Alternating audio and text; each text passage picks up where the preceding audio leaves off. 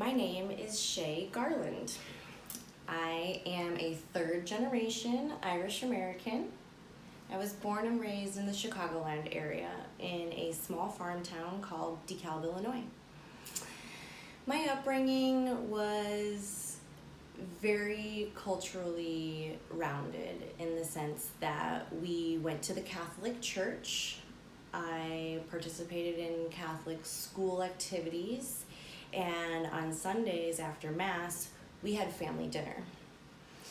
Family dinner was very important because our families are so busy trying to live this American dream that it was really hard to achieve that sit-down quality time at the end of every day. So Sundays was very, very special to our family. The difference between the Irish American culture here in the United States and the traditional Irish culture in the homeland of Ireland is pretty large. However, the styles of cooking are very similar, except for the fact that we have access to more ingredients. Now, it is 2019, so there are lots of ingredients available in Ireland now. But as most people remember, there was a famine. And a long time ago, it was really hard for people to get their hands on a lot of different ingredients. So meat and potatoes were the center of the plate. And the meat part was if you were lucky and you had money to get it. But vegetables were very scarce and hard to come across. So you'll see a lot of traditional Irish American dishes that have simply meat and potatoes as the base. You've got Irish stew, which is made with lamb, shepherd's pie, corned beef and cabbage, which is an American dish. I'd say that my favorite Irish dish is Colcannon potatoes. It's a very bizarre dish. It's made with braised kale or cabbage and basically mashed potatoes. I like to elevate the flavors a little bit by adding some malt vinegar into my braising liquid, and I also cook bacon before I braise my greens.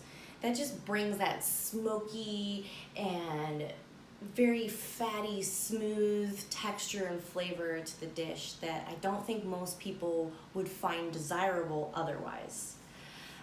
The difference here in America with Irish cooking and that of the homeland is basically that we have access to so many more ingredients. There's a lot of fusion cooking here, and there's also a lot of confusion cooking here.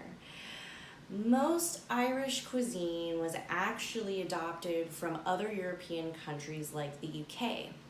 So fish and chips, corned beef and cabbage, shepherd's pie, all of these things were served in pubs in England before they were brought to Ireland. Ireland is a lot like the United States in the sense that it's really a melting pot.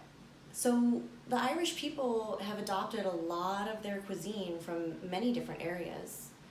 I'd have to say that the most memorable and special tool and cooking technique that I continue to use to this day from my upbringing and my culture is that of the iron skillet. My mother always had iron skillets. We had 3 of them. A large one, a medium, and a small. And these skillets were used to make anything and everything in the house, from breakfast to lunch to pastries, you name it, it was cooked in those pans. And they never went through the wash, ever. I know, it sounds gross, doesn't it? But iron skillets are mildly porous and they rust very quickly. So if you clean them right away as soon as they're done cooking and you seal them with mineral oil, they'll lock in the flavor but keep out any bacteria that could grow in the pan. So when you brought that pan back out after having made bacon with breakfast and use it to bake the Irish soda bread in the oven, you then get a crust of flavor on the outside, smoky, buttery, flaky, something that you couldn't do with a regular baking pan or with a loaf pan in the oven. I'm really proud of my culture And even though I'm really just an American girl, I would have to say that the Irish people in my family have inspired me to become the chef that I am today. I knew from the time that I was 5 years old that I wanted to work in the kitchen. I knew I wanted to be a chef so badly. In fact, my first day of kindergarten, I volunteered right away to go pick up the snack and the milk from the cafeteria. I wanted to see all of that shiny kitchen equipment. I didn't know what was in there. It was fascinating to me. And in the second grade, I was given the opportunity to work in the cafeteria and actually serve the hot lunch. This was a big deal to me. We lived off of peanut butter and jelly because my family didn't have a lot of money growing up. I got free hot lunch and I got to work in that cafeteria all the way through high school. When I was in high school, I really wanted to fit in with some of the other kids. So I asked my mom if I could have money to go shopping at the mall and get new school clothes. But we didn't have any money, and I was really disappointed. So my mother told me if I wanted to have money to go shopping, that I should get a job. How's a 15-year-old supposed to get a job with no experience? This didn't make any sense to me. But she had seen me playing in the cupboards and digging through the refrigerator and making all kinds of crazy meals for my family, and suggested that I go to this local restaurant that I'd always admired and ask the chef if I could have a job in the prep kitchen. So I did. I asked him if I could work there, and he said no. I was really disappointed.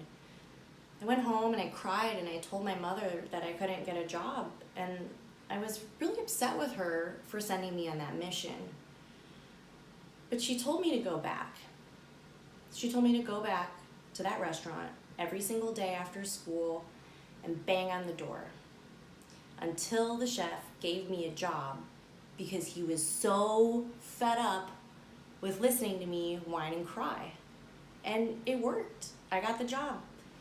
And 15 years later, I'm still working in this industry. I never left because I never wanted to. Yeah, chefing is hard. It's hard work. It really is blood, sweat, and tears.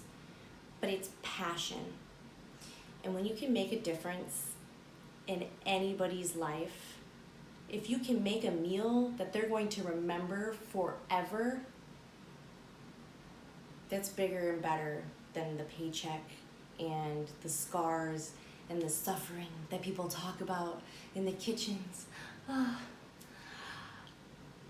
wouldn't have it any other way.